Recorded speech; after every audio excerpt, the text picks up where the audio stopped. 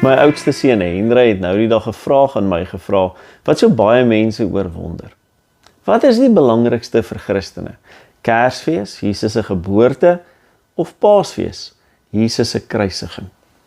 Baie mense meen die kruis is die kern, die sentrale punt van die Christelike geloof. By die kruis vind sondaars hoop en hulp. Van die kruis af bloei Jesus se hande en sy sy van ons verlosser. En deur die kruis roep God die woorde van Jesaja 45 op, draai na my toe, almal op aarde en word gered. Die eerste mens, Adam, was ongehoorsaam en dit het tot die dood gelei. Die seun van God, die tweede Adam, was gehoorsaam tot die dood toe aan die kruis, soos Filippense 2 sê. By die kruis is God verheerlik, sonde oorwin, Satan verslaan en die dood vernietig. By die kruis skyn God se liefde soos die middagson, brand God se heiligheid sonder enige twyfel en bring dit God se krag en vervulling ten spyte van die oppositie van konings op hierdie aarde en die vorste van hierdie wêreld. By die kruis word God se wysheid as dwaasheid beskou, maar bewys as 'n wysheid wat dwaase mense nie kan begryp nie. By die kruis dring God daarop aan om beide regverdig en regverdigmaker te wees, die regverdige regter van sonde en die barmhartige Vader van redding. Geen wonder dat Paulus, die groot apostel Paulus, sy lewe so opgesom het in Galasiërs 6 nie.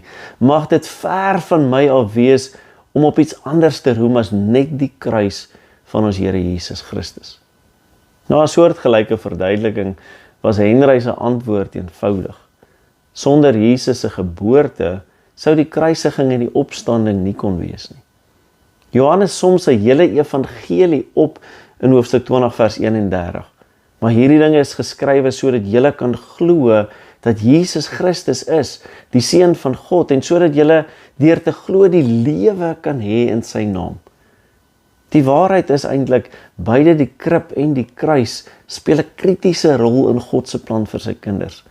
Dalk is die punt nie om te bepaal watter een die belangrikste is nie, maar eerder wat ons leer tussen die twee punte, wie ons leer ken tussen die twee gebeure, en wat ons glo vanweë dit. Mag ons nooit die kruis of die krib miskyk of onderskat nie. Mag ons eerder Jesus in sy volheid aanbid, van krib tot kruis, van graf tot heerlikheid, en mag ons soos Johannes skryf, glo in Jesus se waarheid en lewe hê in Jesus se naam. Here, ons dank U vir die krib en die kruis, vir die lewe wat U gegee het en die redding wat U volbring het. Leer ons om U in U volheid te ken en te aanbid, van geboorte tot opstanding, van krib tot heerlikheid. Mag ons geloof geanker wees in U waarheid en ons lewe gevul wees met U lig. Ons bid dit in Jesus naam alleen. Amen. Dankie dat jy ook vandag ingeskakel het en ek wil jou aanmoedig, gaan deel hierdie boodskap, hierdie gehele boodskap in hierdie lydenstyd met elkeen wat dit nodig het. Tot volgende keer. Totsiens.